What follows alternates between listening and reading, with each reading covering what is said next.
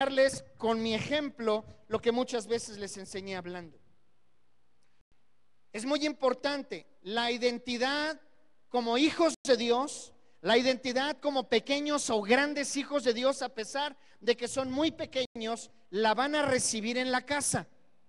Nosotros llegamos aquí y el hermano Víctor con todo su equipo de maestras y maestros lo que tratan de hacer es fortalecer la identidad de tus hijos como cristianos, pero nada más tienen 2 horas en una semana.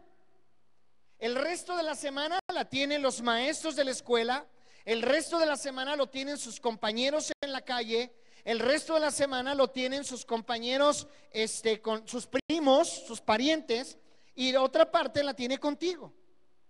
Y la pregunta es, ¿quién está continuando en fortalecer la identidad de tu hijo como cristiano? ¿Papá? ¿Mamá? ¿O nada más le estamos dejando el trabajo a los maestros o a los pastores o a los líderes de nuestras iglesias? ¿Y qué sucede con algunos de nosotros? Algunos de nosotros no estuvimos fortaleciendo la identidad de nuestros hijos como hijos de Dios, y algunos de nosotros estamos sentados aquí y tal vez uno de ustedes ya perdió para Cristo Jesús alguno de sus hijos. Ya no quieren venir a la iglesia, ya les aburre la iglesia, ya le buscan defectos a la iglesia, y entonces ¿qué pasa? Empiezan a tener más interés en las cosas del mundo, y pareciera que las cosas del mundo han estado fortaleciendo su identidad.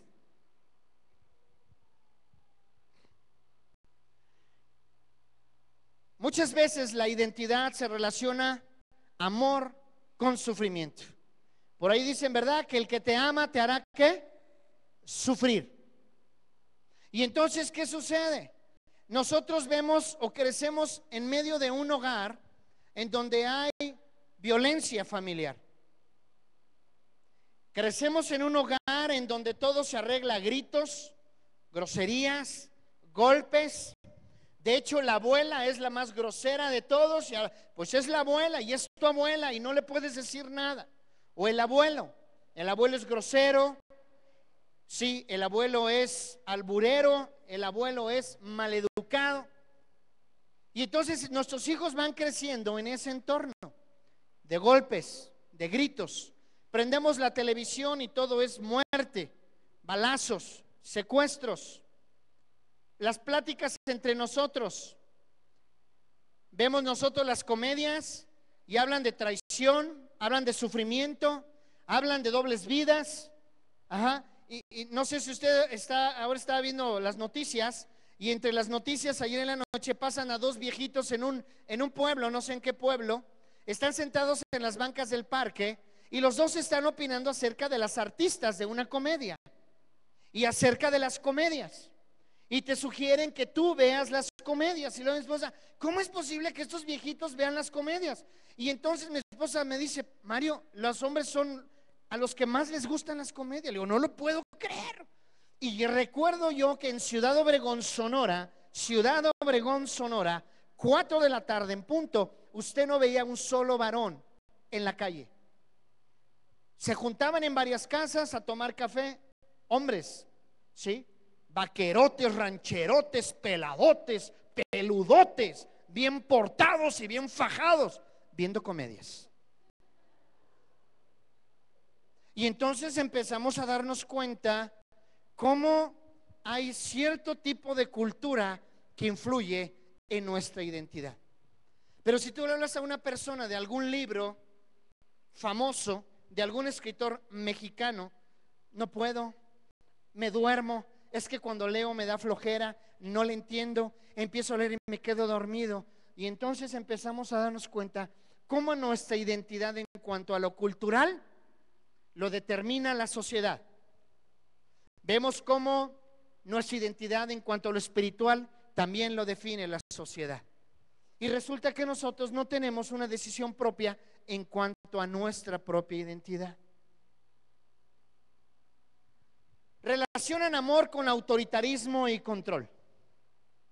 Porque te quiero, te grito, baboso, porque soy tu padre. Allá afuera nadie te va a educar, yo solamente, porque solo así te tengo que hablar, porque solo así entiendes. Y entonces el hijo da la vuelta y le dice a su hijo: como decía mi padre, baboso.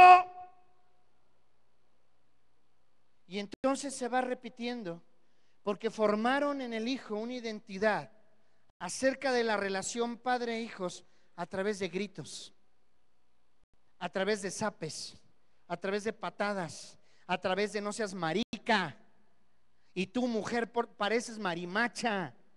Y entonces empieza ese tipo de relación y pareciera que esa es parte de la identidad.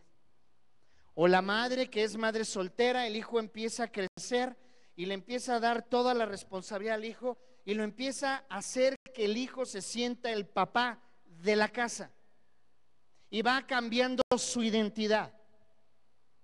Y ahora lo hace sentir de una manera indirecta el responsable de la disciplina, de la educación y de la economía de la casa. Y los hermanos más pequeños terminan odiando al hermano más grande. ¿Quién eres desde tu historia familiar? ¿Recuerdan usted que hace 8 días hablábamos de la importancia que tiene el que usted le hable a sus hijos de su historia, de sus raíces, de dónde vienen? ¿Quiénes han sido sus tíos, sus abuelos, sus padres? Nos dice Isaías capítulo 58 que nosotros tenemos que romper con todo yugo, con toda atadura, con toda ligadura y con toda cadena. Eso tiene que ver con las herencias. Eso tiene que ver con las herencias. Y un problema de identidad también es un problema que heredamos.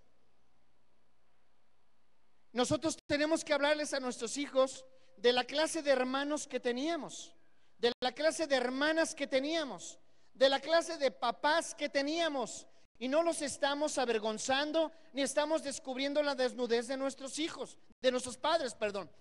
Y no tampoco los estamos juzgando. Nuestros hijos tienen que saber desde un principio si son hijos adoptados, si son hijos de un segundo matrimonio, si son producto de una fornicación y después se casaron. Nuestros hijos lo tienen que saber, porque es parte de la identidad. Y eso en Cristo Jesús se va fortaleciendo. Y nuestro hijo aprenderá a renunciar a lo que tenga que renunciar, a soltar a lo que tenga que soltar y a perdonar lo que tenga que perdonar y bendecir lo que tenga que bendecir. Tenemos el caso de mujeres que se divorcian o el marido simplemente se va y entonces el hijo tiene problemas ya de conducta cuando es adolescente con la mamá. Porque como la mamá siempre le ha hablado cosas bellas del papá, porque el papá, el macho, ni siquiera se dignó a volver a regresar o a volver a hablar, y mucho menos apoyar en las necesidades de la crianza de los hijos. Y como la mamá siempre le ha hablado, es que tu papá era muy bueno, pero la pregunta es, ¿por qué se fue? Y cuando la mamá empieza ahí con sus broncas existenciales, hormonales y de carácter, y se empiezan a desquitar con los hijos dicen, con razón mi papá se fue, porque mi mamá está loca, porque mi mamá es una mujer frustrada y neurótica. Pero la mamá nunca le va a contar a los hijos que el papá se fue porque era un golpeador, era un borracho, era un irresponsable y hasta el día de hoy no ha sido capaz de irlos a buscar. Tampoco se trata de estarle echando tierra al marido, pero tus hijos tienen que tener una idea real de la clase de padre que tuvieron para que renuncien a ello y no tengan después problemas de identidad. Tus hijos tienen que conocer la verdad. Y lo mismo sucede si es al revés, si la mujer fue la que abandonó a los hijos con el papá. Vemos aquí esta ilustración y esto lo relaciono con parte de nuestra identidad que tiene que ver con nuestra cultura. Aquí vemos a una niña jugando al té, ¿sí? Con sus muñecas, y al niño lo vemos jugando a las pistolas, el vaquero. Y entonces, ¿qué sucede? Vemos nosotros a los niños cómo van definiendo su identidad